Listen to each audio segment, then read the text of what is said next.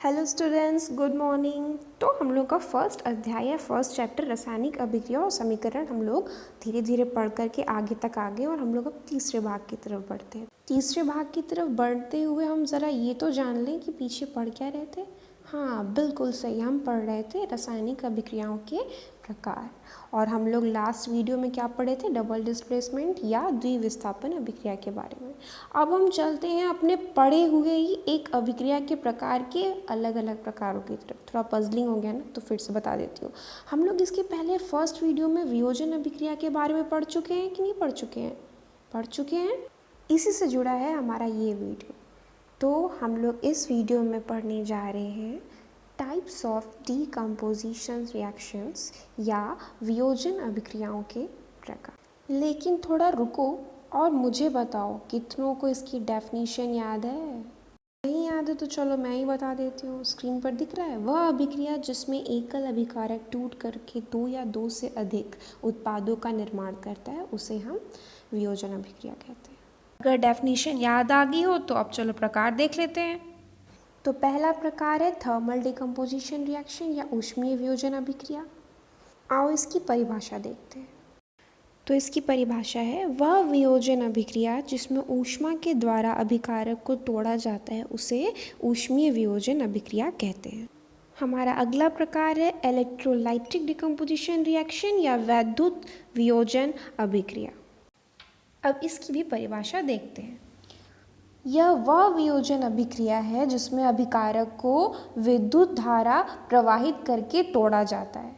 ठीक है, तो इसीलिए हम इसे क्या कहते हैं, वैद्युत वियोजन अभिक्रिया। अब अगले प्रकार की तरफ चलते हैं जो है फोटो डिकम्पोजिशन रिएक्शन या प्रकाशीय वियोजन अभिक्रिया। अब इसकी भी परिभाषा देखते हैं हम लोग। तो वह वियोजन अभिक्रिया जिसमें अभिकारक को सूर्य के प्रकाश की उपस्थिति में तोड़ा जाता है उसे हम प्रकाशीय वियोजन अभिक्रिया या फोटो डिकम्पोजिशन रिएक्शन कहते हैं। तो सारी परिभाषाएं हमने देख ली, टाइप्स का नाम तो याद हो ही गया, पर सब ऐसे ही हैरान परेशान दिख रहे होंगे परिभाषाएं पढ़ करके।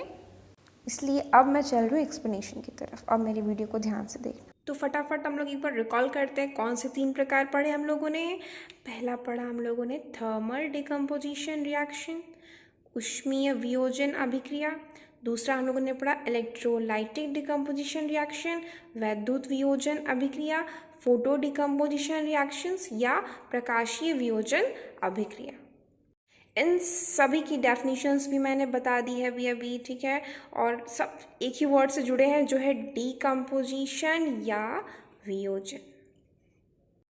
इसका मतलब वियोजन तीनों में ही हो रहा है, ठीक है, यानी टूटना तीनों में ही हो रहा है, पर अभिकारक या रिएक्टेंट को तोड़ने के लिए तीनों में 3 अलग अलग सोर्सेज या स्रोत का उपयोग किया जा रहा है। पहला क्या है, ऊष्मीय, थर्मल, यानी इसमें ऊष्मा वर्ड आ रहा है ना, ऊष्मा वर्ड। ये ऊष्मा वर्ड बताता है कि यह अभिक्रिया किससे हो रही है, हीट या ऊष्मा से, ठीक है। फिर दूसरा है वैद्युत वियोजन अभिक्रिया। इसमें विद्युत वर्ड आ रहा है, इलेक्ट्रो और लाइटिक 2 टर्म है इसमें, ठीक है। इलेक्ट्रो या लाइटिक, इलेक्ट्रो मतलब इलेक्ट्रिसिटी से जुड़ा हुआ वर्ड हो गया ये, और लाइटिक मतलब होता है तोड़ना।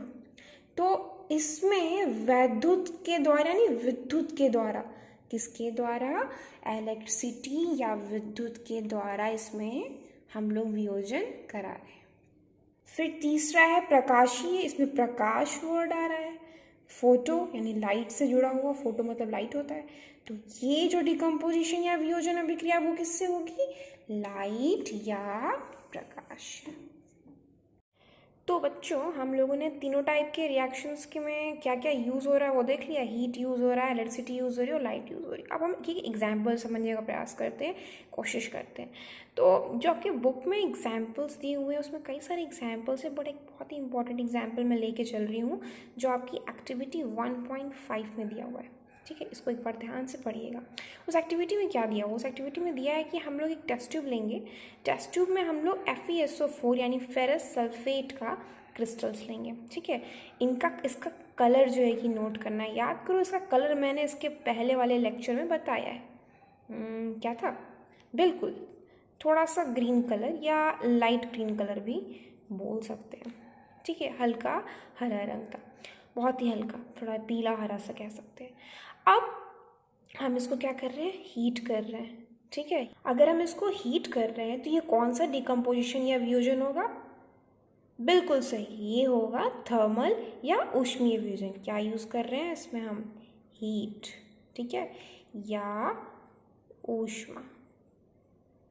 ठीक है, अब जब हम इसको हीट करना शुरू करेंगे तो क्या होगा? इसमें से निकलने लगेगी गैस, क्योंकि क्या होगा कि इसका वियोजन होगा, ये टूटेगा FeSO4।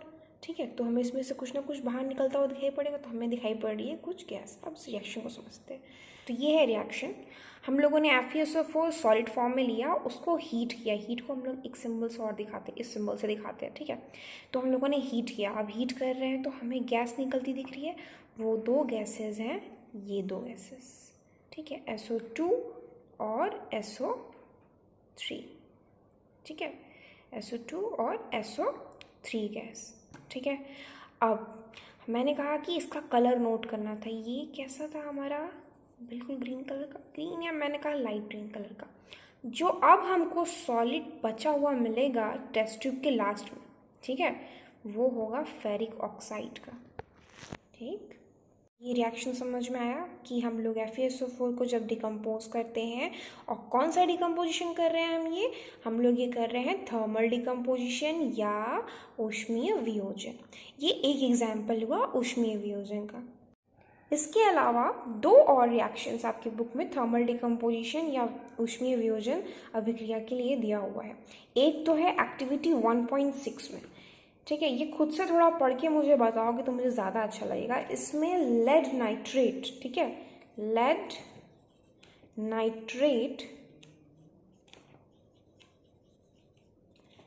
नाइट्रेट का डिकम्पोजिशन दिखाया गया है। वो भी कौन सा डिकम्पोजिशन? थर्मल या ऊष्मीय डिकम्पोजिशन। अब मुझे बताओ लेड नाइट्रेट का फॉर्मूला क्या हो सकता है?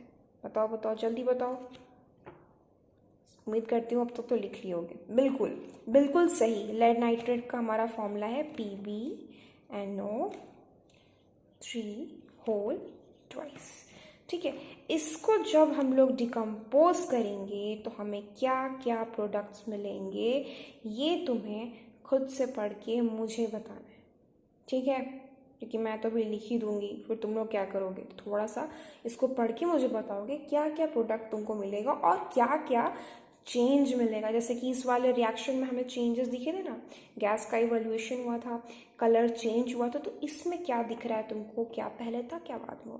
ये पॉइंट मुझे नोट करके बताओगे। इसके अलावा एक और डिकम्पोजिशन, थर्मल डिकम्पोजिशन का एग्जाम्पल बुक में दिया हुआ है, वो है लाइमस्टोन को लिया गया है उसमें। ठीक है, लाइमस्टोन इज CaCO3।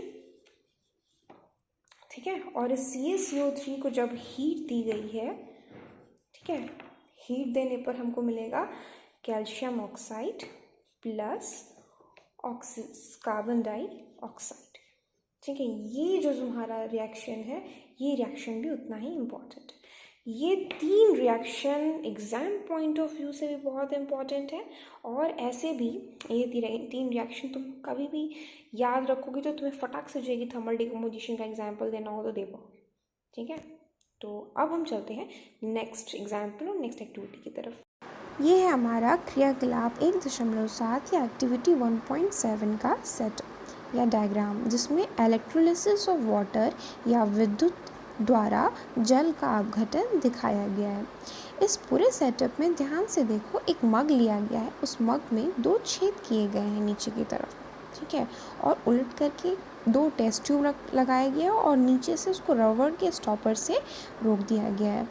फिर हम लोग ध्यान दे तो 2 ग्रेफाइट के रॉड दिखाई पड़ रहे हैं। एक रॉड को हम एनोड बोल रहे हैं और दूसरे रॉड को हम कैथोड बोल रहे हैं। एनोड पॉजिटिवली चार्ज होता है यानी धनावेशित होगा, और कैथोड निगेटिवली चार्ज या ऋणावेशित होगा। दोनों ही जो हमारे एंड टर्मिनल हैं उनको बैटरी के 2 टर्मिनल से जोड़ा गया है, जिससे हम विद्युत धारा पानी में प्रवाहित करेंगे। इसके बाद क्या देखा जाएगा, जैसे जैसे विद्युत धारा प्रवाहित होगी हमें दोनों ही टेस्ट ट्यूब में बबल्स या बुलबुले आना दिखाई पड़ जाएंगे। एक टेस्ट ट्यूब में बुलबुले की संख्या ज़्यादा होगी और एक में कम। अब समझते हैं कि इस पूरी रिएक्शन में हुआ क्या, क्यों हमको एक में कम और एक में ज़्यादा बबल्स दिखाई पड़े। तो आओ इसको हम लोग रिएक्शंस के साथ समझते हैं। तो एक्टिविटी 1.7 का हम लोगों ने सेटअप अभी देखा, ठीक है। अब उस सेटअप में जो रिएक्शन हुआ, जो हम लोग उसमें चेंजेस देखिए, उसको हम लोग रिएक्शन फॉर्म में देखते हैं क्या हुआ। हम इस पूरे प्रोसेस को क्या कह रहे हैं, जल का विद्युत अपघटन या इलेक्ट्रोलिसिस ऑफ वाटर। इसमें हम लोग डिकम्पोजिशन या वियोजन के लिए क्या उपयोग में ला रहे हैं, विद्युत धारा या इलेक्ट्रिसिटी। तो हम लोगों ने 2 मॉलिक्यूल ऑफ वाटर अगर सपोज करो लिया हुआ है, ठीक है। अब जब हम विद्युत धारा प्रवाहित कर रहे हैं तो हमें कुछ चेंज दिखाई पड़ा था ना दोनों रॉड्स में, दोनों टेस्ट ट्यूब्स में, ठीक है। गैस सा कुछ निकलता हुआ दिखाई पड़ा था और एक में थोड़ा ज़्यादा और एक में थोड़ा सा कम, ठीक है। दो कौन से रॉड हमने यूज़ किए थे, एनोड और कैथोड, ठीक है। रिएक्शन में क्या हो रहा है, जब H2O डिकम्पोज हो रहा है तो 2 गैसें निकल रही, एक है हाइड्रोजन गैस, दूसरी है ऑक्सीजन गैस। 2 गैसेस निकल देने वाली बात है कि यहाँ मैंने 2 मॉलिक्यूल्स ऑफ हाइड्रोजन गैस दिखाया है। क्यों, क्योंकि एक्चुअली में हाइड्रोजन गैस ऑक्सीजन गैस से 2 गुनी निकल रही है। क्यों, क्योंकि यहाँ H2 मॉलिक्यूल में भी 2 हाइड्रोजन और यानी 2:1 का रेशियो ऑलमोस्ट चल रहा है इस तरीके से, है ना। तो इस वजह से 2:1 के हिसाब से हाइड्रोजन गैस हमेशा ऑक्सीजन के ट्वाइस या उससे 2 गुनी ज़्यादा निकल रही है। तभी तो हम लोगों ने उस एक्टिविटी में देखा कि एक टेस्ट ट्यूब में ज़्यादा बबल्स थे इन कंपैरिजन टू अगर हम तुलना करें दूसरे टेस्ट ट्यूब या दूसरी परख नली में। अब क्या हम लोगों ने कहा कि एनोड, एक एनोड था एक कैथोड था। एनोड हमारा पॉजिटिव था, कैथोड हमारा नेगेटिव था। तो एनोड पर जो गैस इकट्ठा हो रही है वो है ऑक्सीजन गैस, कैथोड पर जो गैस इकट्ठा हो रही है वो है हाइड्रोजन गैस, ठीक है। और कैथोड वाली रॉड में उसकी टेस्ट ट्यूब में ज़्यादा गैस बबल्स दिखाई पड़ रहे थे। क्यों, क्योंकि हाइड्रोजन इज हमेशा ऑक्सीजन की 2 गुनी निकलती है। ये बात समझ में आई। तो इस पूरे रिएक्शन में हम लोगों ने जो डिकम्पोजिशन किया है वो कैसे किया है, इलेक्ट्रिसिटी के द्वारा। अब हम इसके बाद नेक्स्ट वाले थर्ड टाइप की तरफ चलते हैं, प्रकाशीय वियोजन या फोटो डिकम्पोजिशन रिएक्शन। जो हमारा थर्ड टाइप है वियोजन अभिक्रियाओं के प्रकार का, यानी फोटो डिकम्पोजिशन रिएक्शन या प्रकाशीय वियोजन अभिक्रियाएं, इसका एक एग्जाम्पल देखने जा रहे हैं जो आपकी बुक में एक्टिविटी 1.8 में दिया हुआ है, ठीक है। एक्टिविटी या क्रियाकलाप 1.8 में दिया हुआ है कि हम एक चाइना डिश लेंगे, ठीक है, AgCl। अब मुझे ये बताओ AgCl को हम क्या कहेंगे, बिल्कुल सिल्वर क्लोराइड, और इसका कलर होगा वाइट, ठीक। फिर हम लोग उसको कुछ दिन के लिए, कुछ समय के लिए, कुछ देर के लिए क्या करेंगे, सनलाइट के सामने रख देंगे। थोड़ी देर बाद हम क्या देखेंगे, इसमें रखा हुआ ये जो AgCl है इसका कलर चेंज हो जाएगा और ये ग्रे कलर का हो जाएगा, ठीक है, हल्का धूसर कलर का हो जाएगा, धूसर जैसा दिखने लगेगा, मतलब राख जैसे कलर का दिखेगा, ठीक है। अब समझते हैं रिएक्शन क्या हुआ, ठीक है। यहाँ पे हमने लिया था AgCl, ठीक है। AgCl को हम लोगों ने इस बार डिकम्पोज किया या वियोजन किया है किसके द्वारा, सनलाइट के द्वारा। तो AgCl को जब हम सनलाइट के थ्रू तोड़ते हैं या जब उसका वियोजन होता है तो हमें मिलता है क्लोरीन गैस, ये गैस होती है जो निकल जाती है, ठीक है। और हमें मिलता है सॉलिड सिल्वर, Ag क्या है, सिल्वर, जिसकी वजह से हमें थोड़ा भूरा सा थोड़ा धूसर सा या ग्रे कलर का दिखाई पड़ता है, ठीक है। तो ये रिएक्शन हो गया तुम्हारा प्रकाशीय वियोजन अभिक्रिया का, ठीक। इसी तरीके से सिल्वर ब्रोमाइड का भी वियोजन अभिक्रिया दिया हुआ है, सिल्वर ब्रोमाइड, ठीक है, सिल्वर ब्रोमाइड। और मुझे सिल्वर ब्रोमाइड का फॉर्मूला भी तुम ही लोग बताओगे, और इसका रिएक्शन यानी इसका वियोजन सूर्य के प्रकाश में जब होगा तो हमें क्या मिलेगा, ये भी मुझे कॉपी में लिखकर दिखाओगे। Thank you students for watching and keep enjoying the chemistry lectures. Wait for the next lecture.